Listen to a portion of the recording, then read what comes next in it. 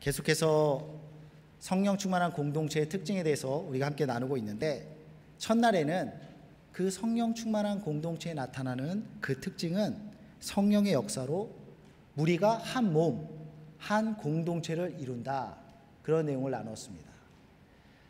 바울의 표현대로 말하면 고린도 전서 12장 27절에서 이렇게 말합니다. 너희는 그리스도의 몸이요 지체의 각 부분이라. 우리 한 사람 한 사람들이 부분이고 지체인데 이것이 그리스도 안에서 연결되어서 한 몸, 한 생명을 이룬다는 것입니다. 그리고 지난주에는 한 마음, 한 뜻을 이룬다라는 내용을 나눴습니다.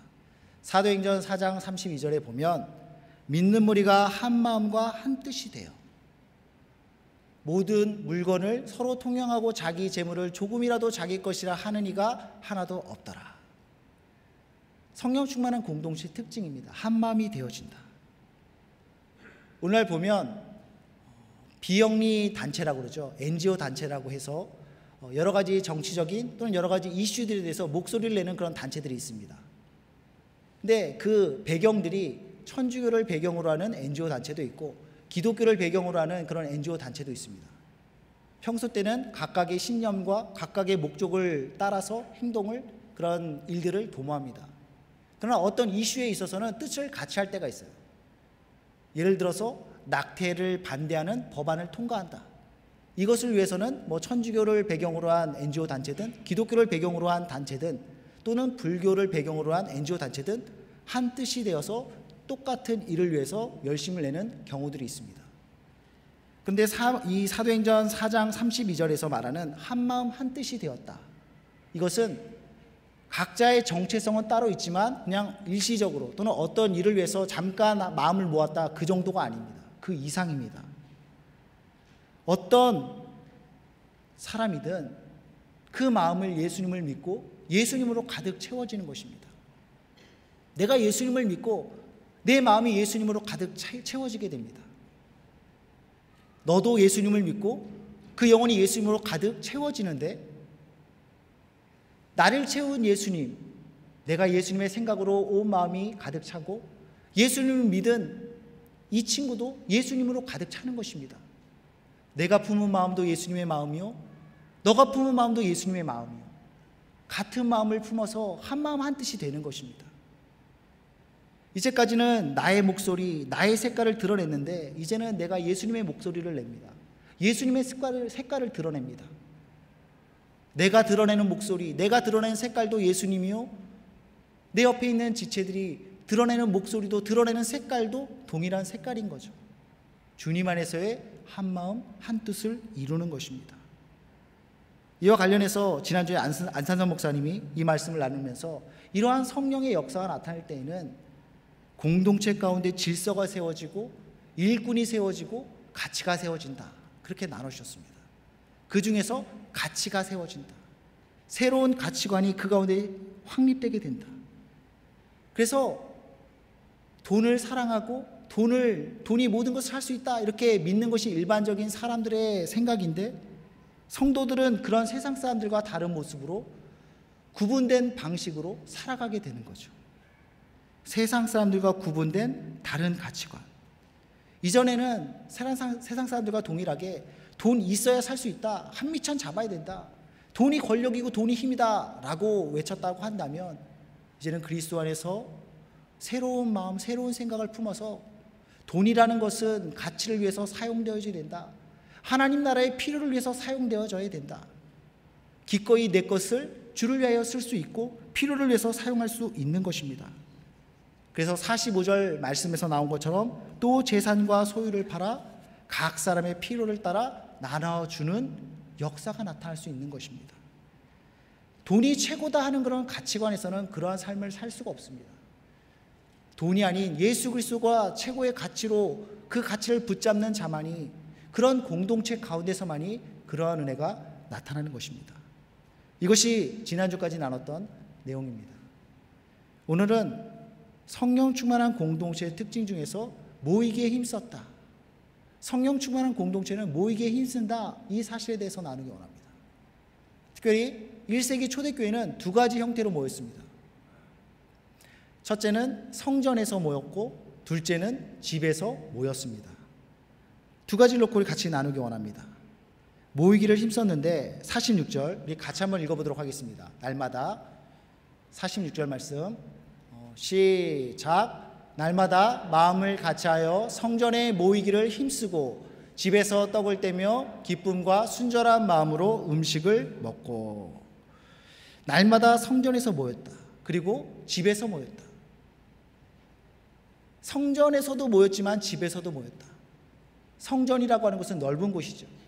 어쩌면 지금 우리 같이 이렇게 넓은 공간에서 여러 사람이 함께 모이는 모임의 형태를 말합니다. 넓은 장소에서 큰 그룹으로 함께 모였다. 그리고 작은 공간, 집이라고 하는 공간에서 작은 소수의 인원이 또 함께 모였다. 이들은 성전에 모였습니다.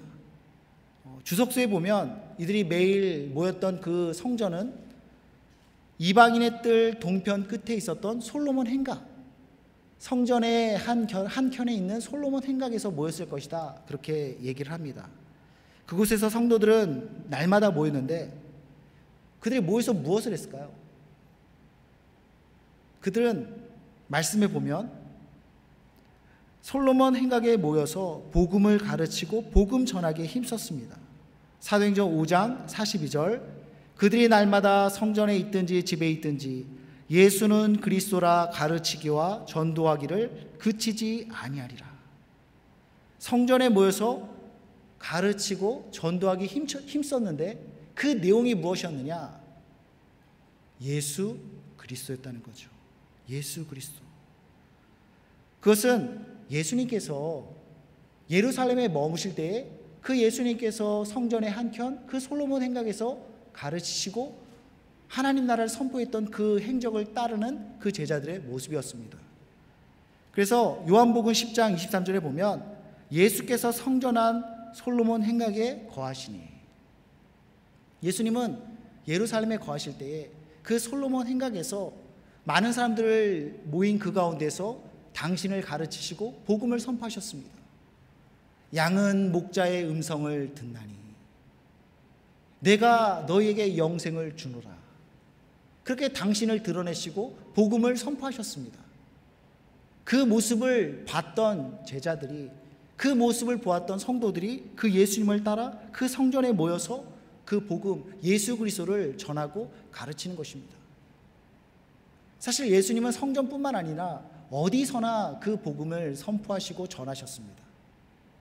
때로는 산에서 전하시기도 하고, 때로는 배 위에서 전하기도 하시고, 때로는 광야에서 생명의 떡 대신 자기 자신을 우리에게 증거하셨습니다.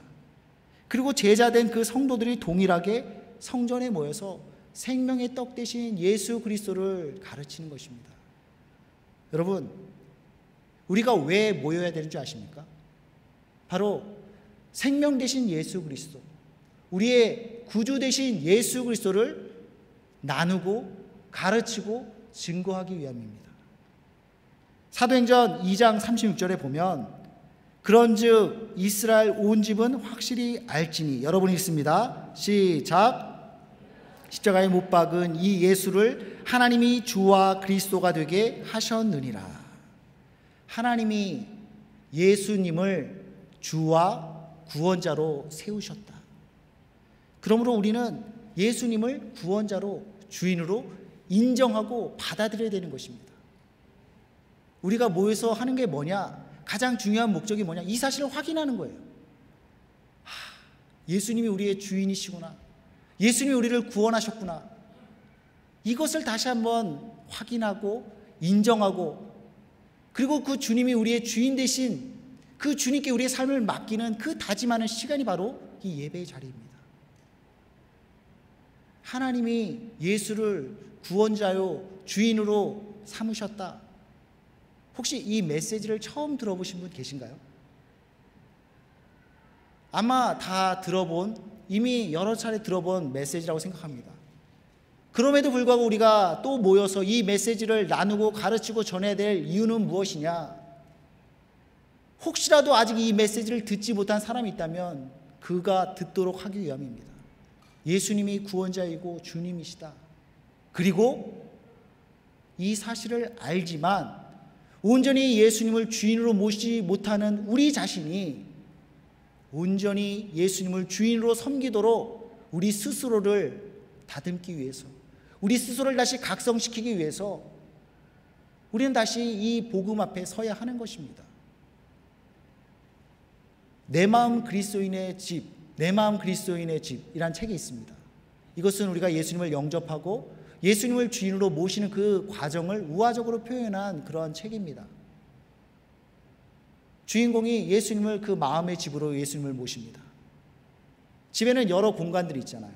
거실도 있고 서재도 있고 부엌도 있고 침실도 있습니다. 다양한 공간들이 있습니다. 근데 문을 열어드리고 예수님을 모셨는데 다 보여주고 싶지는 않은 거예요. 여기는 감추고 싶은 거예요. 그러니까 예수님이 불편하게 느껴집니다. 불편해요. 우리가 예수님을 마음에 모신다는 것은 그냥 문을 열어드리는 것, 그것으로 끝나는 것이 아닙니다.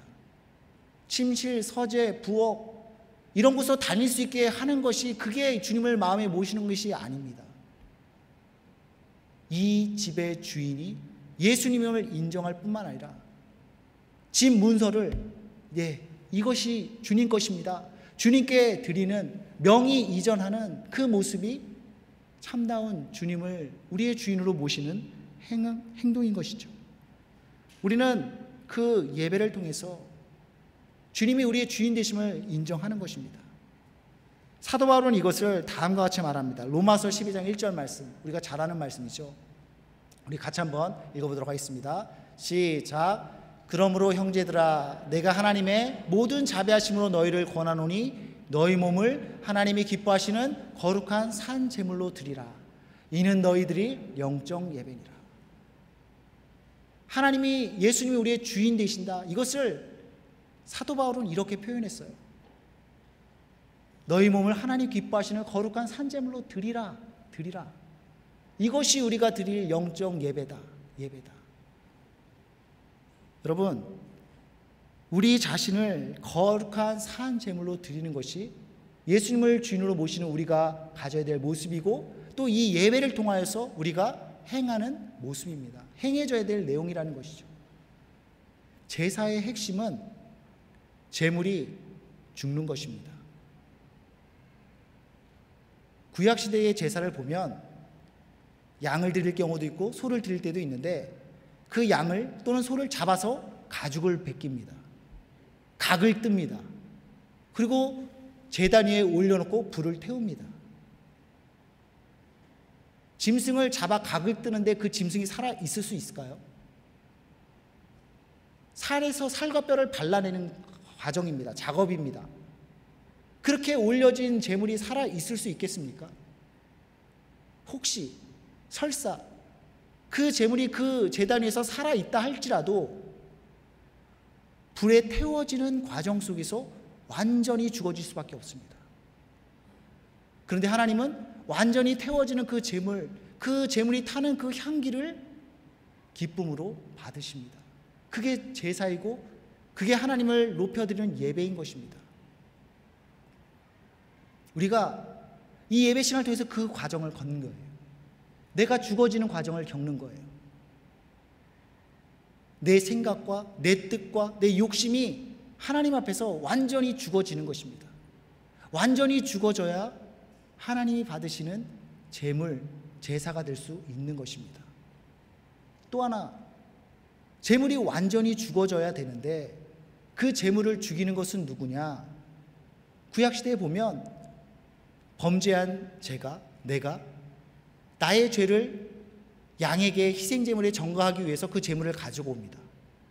그리고 회개하는 그 제사에 참여하는 그 자신이 그 희생제물을 잡아 죽입니다. 즉 무슨 소리냐? 우리가 하나님 앞에서 나 자신이 죄물이 되어서 나를 드리는데 나를 죽여야 할 사람은 나 자신이라는 거죠. 내가 나를 하나님 앞에서 죽이는 것입니다. 저 인간 봤더니 마음에 안 들어. 하는 말하고 하는 행동하고 태도 죽어야 될 것 같아. 그래, 내가 너 죽여줄게. 이게 아니라는 거죠. 다른 사람에서 이렇다 저렇다 판단할 것이 아니라 하나님 앞에서 내가 제물되어서 내가 나를 죽이는 것입니다. 그렇게 제물로 드려질 때에 하나님이 기뻐 받으시는 그러한 영적 예배가 되는 것입니다. 오늘 이 예배 가운데도 그러한 온전한 제물 되어져 하나님이 기뻐 받으시는 예배가 우리 가운데 있길 바랍니다. 내 자신은 부인되고 내 욕심과 내 생각은 완전히 십자가에 못 박혀 죽어지고 오직 예수 그리스도만 살아서 나의 주인으로 나를 주장하는 역사가 있길 바랍니다. 다음으로 성령 충만한 그 교회 공동체는 집에서 모이기를 힘썼습니다. 46절에 보면 날마다 마음을 같이하여 성전에 모이기를 힘썼다. 그리고 집에서 떡을 떼며 기쁨과 순전한 마음으로 음식을 먹었다. 이렇게 기록하고 있죠. 어떤 주석서에 보면 떡을 떼었다, 이것을 성찬 예식을 했다, 그렇게 성찬 예식을 한 것이다, 그렇게 설명을 합니다. 또 어떤 분들은 포도주에 대한 언급이 없다, 이건 성찬 예식이 아니다, 뭐 그렇게 말하기도 하고, 또 떡을 뗐다라는 것에 대해서 가난한 형제들을 위하여서 함께 식사했던 공동 식사에 대해서 표현한 것이다, 이렇게 얘기를 합니다. 뭐 여러 가지 얘기들이 있는데 이것은 다음에 나누도록 하고, 오늘 함께 나누고 싶은 부분은 집에서 기쁨과 순전한 마음으로 음식을 먹었다라는 사실입니다. 성경은 교회 공동체가, 교회 그 성도들이 집에서 모여서 기쁨과 순전한 마음으로 음식을 먹었다, 이렇게 기록하고 있습니다. 이것은 맛있는 음식, VJ 특공대, 그게 강조되는 것이 아니라 성도들의 모임, 성도들의 교제, 그 코이노니아를 강조하는 것입니다. 집이라고 하는 그 공간을 통해서 그러한 교제의 장이 있었다. 성전에 모여서 큰 그룹으로, 대그룹으로 성경 말씀, 하나님의 복음을 나누고 가르치는 그러한 자리도 있었지만, 집이라고 하는 제한된, 보통 집은 그렇게 크지 않잖아요. 간혹 마가의 다락방 120명이 모여서 그렇게 큰 모임을 가질 수 있는 경우도 있지만, 이것은 극히 드문 경우이고 대부분의 집들은 많이 모일 수 없습니다. 적은 인원이 모일 수밖에 없습니다. 근데 그런 적은 인원들이 함께 모였다. 많은 인원이 모일 수 있는 그런 공간이 없어서 어쩔 수 없이 모였다, 그게 아니라 적은 인원으로 모일 때에, 소그룹으로 모일 때에 거기서 주어지는 유익들, 소그룹으로만 누릴 수 있는 그런 유익들이 있기 때문에 의도적으로 그렇게 모였다라는 것입니다. 목적이 이끄는 삶, 여러분 잘 아시죠? 이 책을 쓴 릭 워렌 목사님이 이런 말을 했습니다. 보여주세요, 여러분. 그 자막. 교회는 항상 더 크게 성장하고 동시에 더 작게 성장해야 된다. 교회는 항상 더 크게 성장하고 동시에 더 작게 성장해야 된다. 이것은 더 크게 성장해서 메가처치를 이루어야 된다, 그런 의미가 아닙니다. 생명이 있는 공동체는 성장한다고 그랬죠. 생명이 있는 공동체는 자랄 수밖에 없는 것입니다. 더 커질 수밖에 없는 것입니다. 그리고 작은 공동체가 많아지고 건강해져야지, 그래야 교회 공동체가 건강해질 수 있다는 의미입니다. 여러분, 교회의 생명력은 그 교회라고 이름하에 모이는 그 인원수로 평가될 수 있는 것이 아닙니다. 오히려 교회를 구성하는 그 소그룹들이, 최소 단위들이 얼마나 다이나믹한가, 거기에 얼마나 생명이 있는가, 거기가 얼마나 역동성이 있는가, 이것으로 평가될 수 있다는 것입니다. 소그룹이 굉장히 중요하다는 거죠. 그래서 제자훈련에 한평생을 바쳤던 오카는 목사님이 그렇게 제자훈련을 소그룹 형태를 통하여서 진행을 하는데, 왜 그렇게 소그룹으로 진행을 했느냐, 그 소그룹의 효과, 그 소그룹의 역동성을 5가지 효과로 설명한 바 있습니다. 그것은 첫째로 소그룹 형태 가운데서 일반화 효과를 누릴 수 있다고 말합니다. 일반화 효과. 소그룹에서 누군가 나의 슬픔을, 나의 어려움을, 나의 그런 스트러글을 말합니다. 고백합니다. 나눕니다. 근데 우리가 겪는 어려움들이 대부분 99.999%가 나 혼자만 겪는 게 아니잖아요.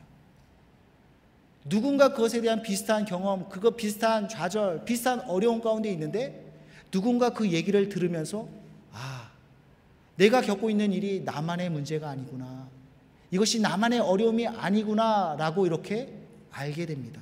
깨닫게 됩니다. 공감하게 되고 그 자체가 위로가 되는 거죠. 이러한 일반화의 효과가 있다. 두 번째로 인격적 상호학습의 효과가 있습니다. 지금은 제가 앞에 서서 일방적으로 여러분께 메시지를 전하고 있습니다. 일방적인 의사소통입니다. 그러나 소그룹 형태에서 우리가 모임을 가질 때에는 내가 교사가 되기도 하고 내가 학생이 되기도 합니다. 내가 가르치기도 하고 내가 배움을 얻기도 합니다. 이런 상호 교환이 있다라는 거죠. 그룹이 커지면 커질수록 그러한 교제가 이루어지기 힘듭니다. 소그룹 형태 가운데서.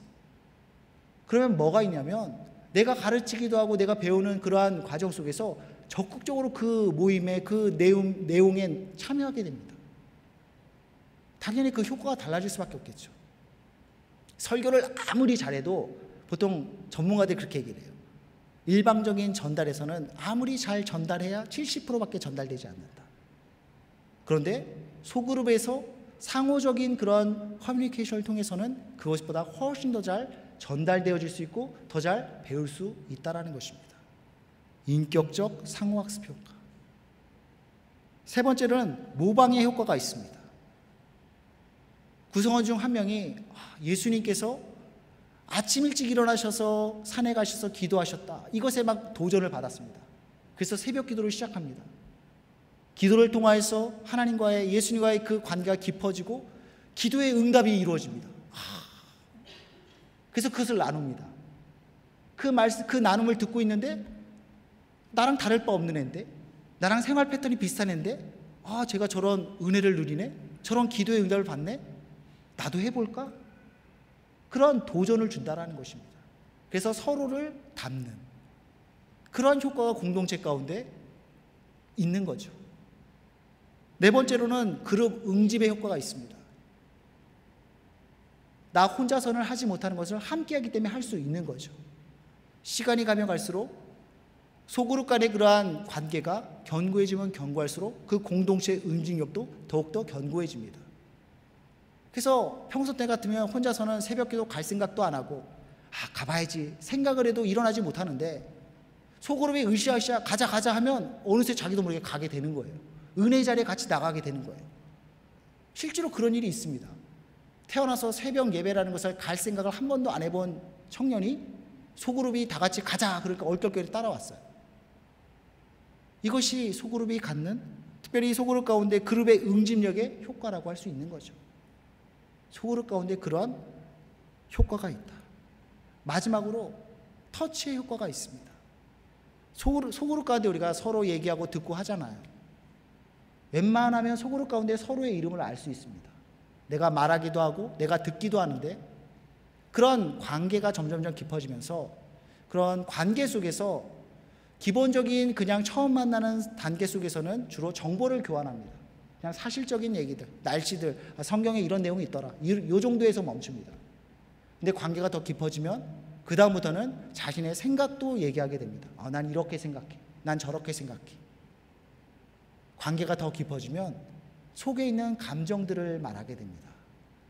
난 이런 것이 있었어. 이런 어려움이 있었어. 이런 아픔이 있었어. 감정을 나눌 수 있어요. 관계가 더 깊어지잖아요. 그곳에서 영적 나눔이 이루어집니다.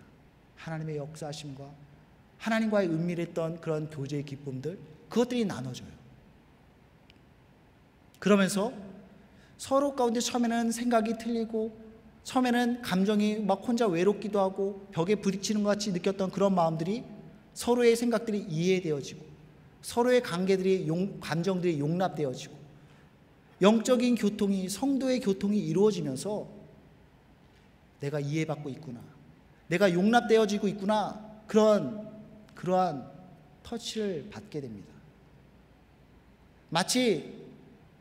마치가 아니죠. 성령님은 그러신 것 같아요. 성령님이 우리 가운데 역사하시는데 서로를 통해서 특별히 그 소그룹을 통해서 그렇게 역사하셔서 우리를 터치하시고 우리를 감동시키시고 우리를 회복시켜 주시고 우리를 성장케 하는 그 은혜를 공동체를 통해서 소그룹을 통해서 허락해 주신다는 것입니다. 이러한 특징들, 여러분, 이것은 큰 그룹에서는 잘 이루어지기 힘든 다이나믹입니다. 소그룹으로 모일 때에 나타낼 수 있는, 누릴 수 있는 그러한 역동성인 거죠. 이러한 소그룹 가운데 이러한 역동성이 살아난다면, 우리 소그룹 가운데, 우리 수모임 가운데 이러한 역동성이 살아난다면 피곤한 몸을 이끌고도 참여할 수 있는 거죠.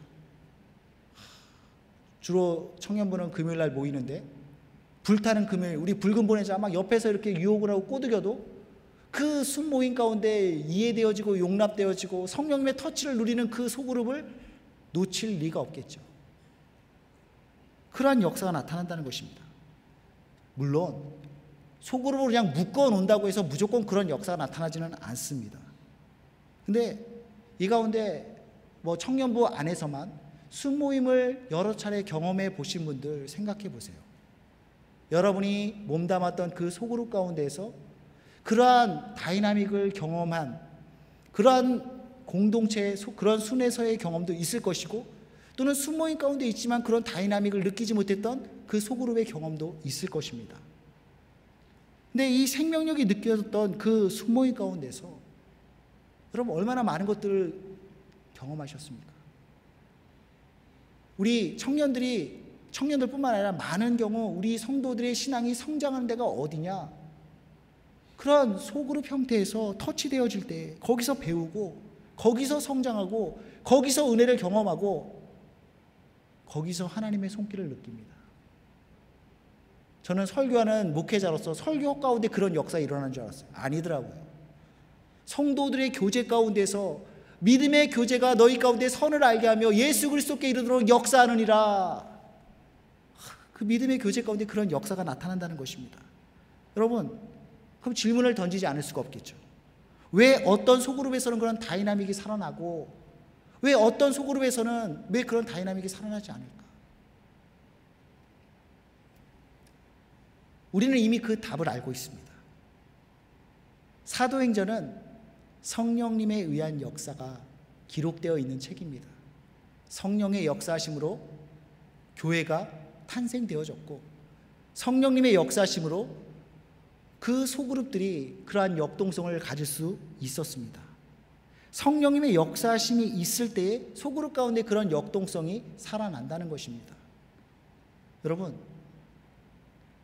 우리 가운데서도 이러한 성령님의 역사하심이, 특별히 우리 소그룹, 우리 순모임 가운데 이러한 성령님의 역사가 일어나기를 여러분 바라지 않습니까? 성령님의 역사가 있어야 되는데 그 성령님의 역사가 우리 가운데도 있기를 원하지 않습니까? 성령님의 역사, 성령님의 역사, 성령님의 역사. 그런데요, 요한복음 7장 37절에서 39절 말씀에 보면, 명절 끝날 곧 큰 날에 예수께서 서서 외쳐 이르시되, 여러분 읽습니다. 시작.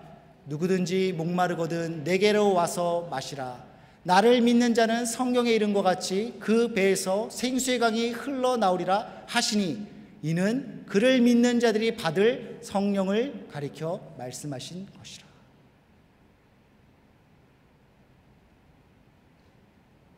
전 너무나 중요한 진리를 알았어요. 성령의 역사심이 너무나 간절하게 원하는데, 나를 믿는 자는 그 배에서 생수의 강이 흘러나리라.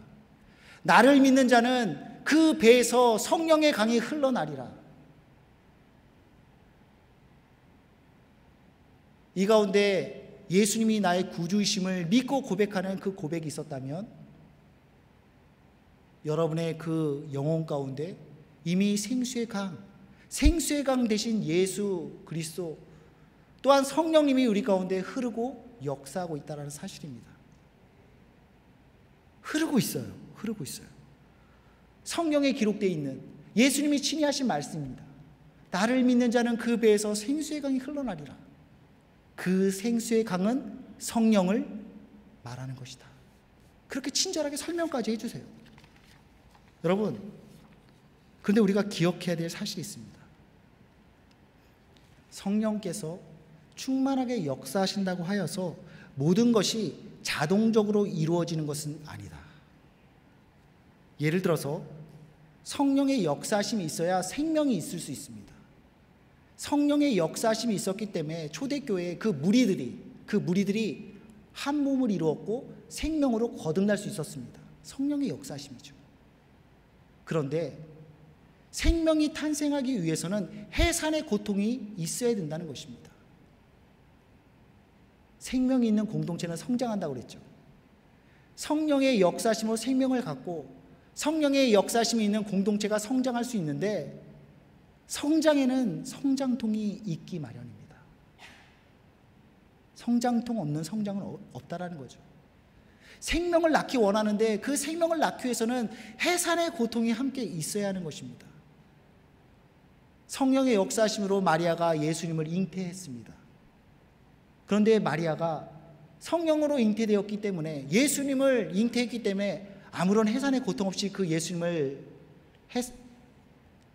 낳았을까요? 그렇지 않죠. 마리아는 해산의 고통을 통해서 그 예수님을 육신으로 이 땅 가운데 탄생시켰다는 것입니다.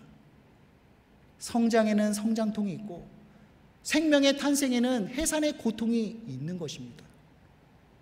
만일 우리가 성령 안에서 성장하기를 원하고, 만일 우리가 성령 안에서 새로운 생명을 탄생시키길 원한다면 그 성장통을, 그 해산의 고통을 감당해야 되는 것입니다. 성령 충만한 공동체의 특징은 모인다고 그랬죠. 모이는 것이라고 그랬죠. 그 중심에는 복음, 예수 그리스도가 있었는데, 예수 그리스도가 있으면, 그 생명이 있으면 영혼들은 모여듭니다. 그 생명으로 모여들어요. 그래서 생명 대신 예수님이 있는 그 광야에는, 사막에는 그 사람들이 5천 명도 넘는 사람들이 모여들었던 것입니다. 그런 역사가 나타난다는 거죠. 그런데 다시 해서 반복해서 얘기하지만, 성령의 역사심 가운데는 마치 핸드폰에 알람을 해놓으면 자동으로 알람이 울리듯 그렇게 역사가 되어지는 것이 아니라는 것입니다. 46절, 날마다 마음을 같이하여 성전에 모이기를 힘쓰고. 성령이 강력히 역사하면 힘쓰고 애쓸 필요가 없이 그냥 저절로 되어질 것 같은데, 성경은 그들이 모였는데 힘쓰므로 모였다라고 기록하고 있습니다. 모이기 위해서 힘썼다. 모이기 위해서 힘썼다. 여기서 다시 한번 확인할 수 있는 내용은, 성령님은 인격적인 분이라는 것입니다. 성령 충만함은 말 그대로 성령님이 나를 가득 채우는 것입니다. 나를 가득 채워요. 근데 그 성령님이 나를 일방적으로 어떤 방향으로 이끌고 가는 것이 아니라 우리의 생각과 우리의 뜻과 우리의 결정을 존중해 준다는 것입니다. 우리가 의지적인 반응하기를 원하신다는 것입니다. 모일 수도 있고 모이지 않을 수도 있는데 힘써 모이기를 원하시는 거죠.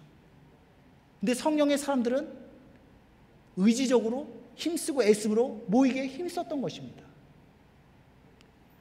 우리가 거듭나기 전에는, 성령이 아닌 육신의 그 생각 아래 있을 때는 선택할 자유조차 없었습니다. 로마서 8장 7절의 말씀에 보면, 육신의 생각은 하나님과 원수가 되나니 하나님의 법에 굴복하지 아니할 뿐 아니라 할 수도 없습니다. 우리가 거듭나기 이전에는 하나님의 법, 하나님의 뜻에 굴복하지도 않고 굴복할 수도 없었습니다. 그러나 이제 거듭난 우리는 그것에 대해서 선택할 수 있는 그 의지와 그 선택권을 주신 거죠. 그러므로 의지적으로 선택해서 주님의 뜻을 따르는 그러한 모습이 필요하다는 것입니다.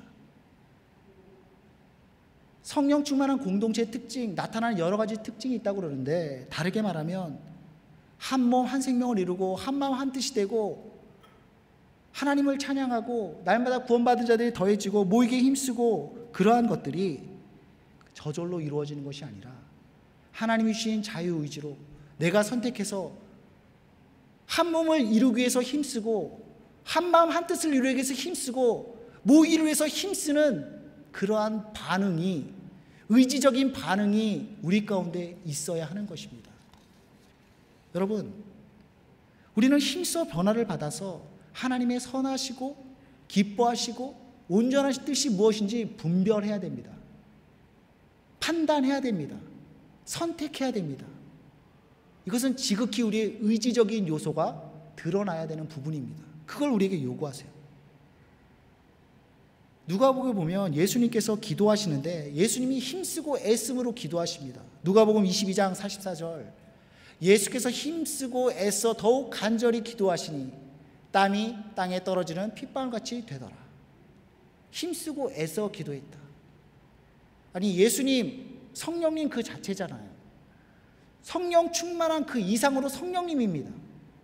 더욱이 그 앞절에 보면 하늘에서 천사가 와서 함께 돕는다라고 표현합니다.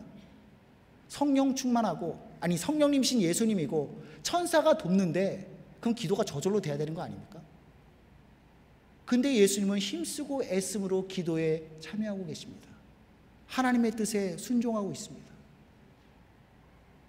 여러분, 물론 구원에 있어서 우리는 할 수 있는 것이 없습니다. 구원은 오직 예수님을 믿음으로, 믿을 때에 단번에 우리에게 거저주시는 은혜이죠.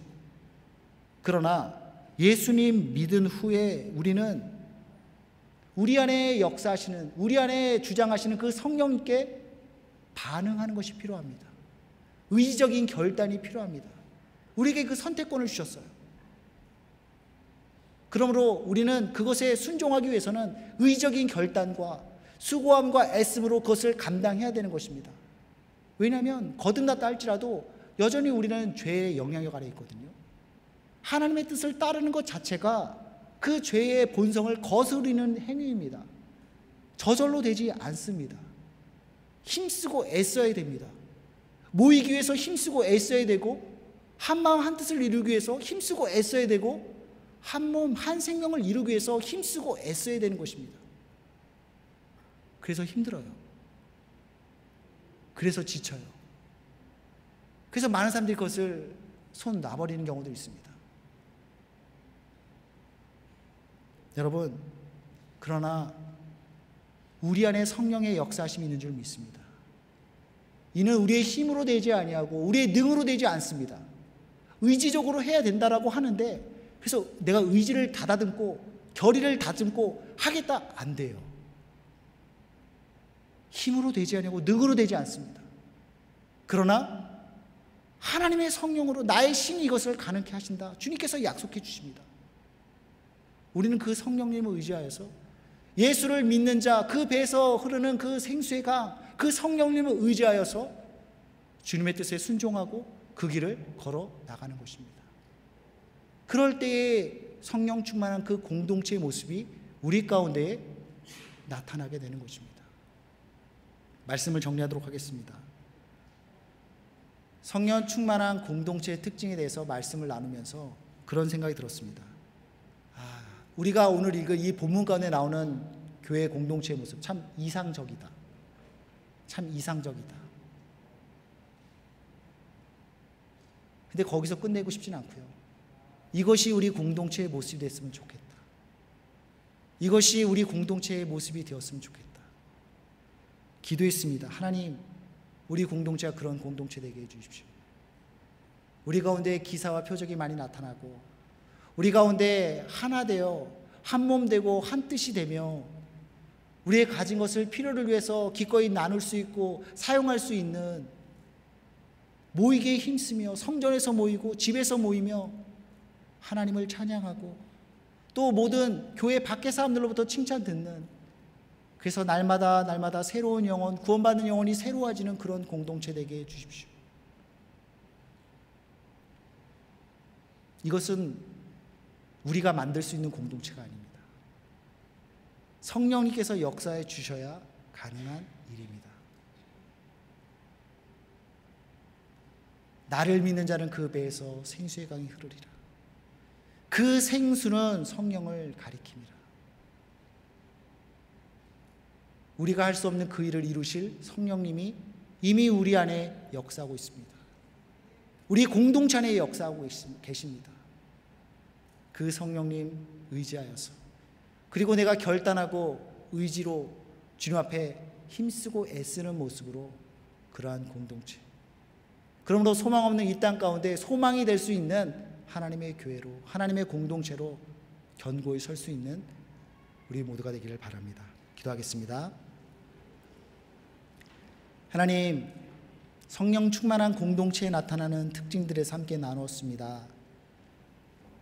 사도행전 2장 43절에서 47절까지 나왔던 그 말씀, 그 모습이 우리 가운데 그대로 나타날 수 있도록 도와주시옵소서.